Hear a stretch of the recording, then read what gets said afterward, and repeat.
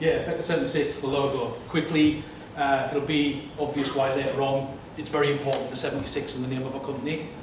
Basically, we come from a generation like some other similars near, from punk music background, which is when we started, hence this image. Slowly getting used to this format now. Yeah, this had a massive impact on us, the likes of the Clash, the Sex Pistols, all those other bands, Shaun 69, blah, blah, blah, all of that. The whole punk ethos, the whole, look, let's just get on and do it. I was useless with guitars. This is the sort of instrument I would mess on with. Again, there's a running thread through my business life, as in very, very early sort of cottage industry, game companies, if you like. There's a relevance to this as well for those that know the Human League, being boiled and the lines in it, hence the Mindfullness thing, and the tie-in with that. But yeah, the first ever company I had, I set up around about 1981-82, and what we were was a very, very small scale, sort of in your bedroom games company, doing some stuff with the 8-bit. At the time we got some immensely cool conversion work to do on our Vida and Pet franchise, all in the 8-bit, so tiny little pixels running around, pretending the Erics were chasing you and stuff like that. That's what we did. And then we kind of hit on the idea of, let's get in touch with a big sort of serial manufacturer with little characters that would be very good to do a game on. Yeah, kind of like the first slap in the face business piece of advice I got.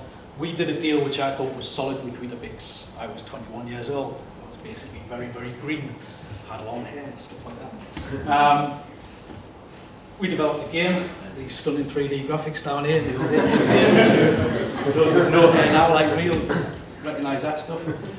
So yeah, we developed this game. It wasn't called that when it came out. It was tied up with Weetabix. But they pulled out 2 days before we were about to ship 10,000 cassette tapes that were in my spare room in the house. The distribution channel in those days was Boots and Dixon's, I think, was the primary, W.H. Smith's primary distribution channel. That got cancelled. And since never had one. I'd rather have an orange bus like it. Yeah, so it was a big, massive lesson in the whole legal thing. I couldn't find a nice picture of a legal person, no offence, Mark, but I thought legal instead. Nearest thing, that's the way my mind worked. Let's have a nice picture of an eagle to brighten stuff up and remind me where we're going next.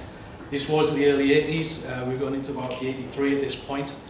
And it was the biggest lesson I've ever had in my life so far. At that point, Frank said, get the best legal advice you possibly can, as far as I'm concerned. The guy we had, who would look after the contract, he's kind of a mate, there was a few beer meters and stuff like that. And we thought it was all sewn up, but it wasn't. Moving on to the 90s. Classic synth, absolutely brilliant bit of game. Better when you switch the lights off and watch the lights on the diode. Yeah, 90s, moving on very quickly. In the meantime, between the games company and this, I'd actually had a graphics design company in Dean Street. We did a lot of work for kitchenware, so all those brands like the King Gang and Prefab Sprout and people like Martin Stevenson, did a lot of work for them. I'm not going to dwell on that. It was the 90s. Our work as a graphic design company kind of dried up because we put, and I was hoping to have a picture about this, on my picture ahead now, we weren't going to have eggs in a basket. I thought that was so The Office, I just couldn't. Yeah, the work dried up, we moved on, we diversified into a dance record label. Again, another beer meeting, similar to Julian's. I was in the Crown Posada with Keith from Kitchenware Records. I was chatting to him, he'd signed a lot of indie bands at that point and stuff. And he said to me, well, why don't you set up a dance label and call it Hardware? Well, we'll call it Hardware, okay, we'll do that. We used what was called their publishing and distribution deal, where that's the first ever Resurrection in Newcastle. He was there. Yeah, we did that, and everything was going swimmingly with Kitchenware. As Herb alluded to earlier on, we did 21 singles in the first couple of years, and all the rest of it. But unfortunately, Keith, who's a great guy to this day, as a mate, he reckoned there was only 6 months in dance music at that point, and for his own logical reasons at that point, decided to take 20% stake of our business out of the cash flow, which crippled us. We couldn't go any further. Hence the be mindful. Kind of everything seemed to be going swimmingly, which it does sometimes in business, I guess, and life generally, but you've got to be careful and watch what's going to happen. Hence these days, kind of retaliate first. It all goes back to planning, really, what Julian was saying. But that is the biggest lesson I've ever had, is kind of just think of every single angle, not to the point of paranoia, but yeah, do retaliate first before it's too late.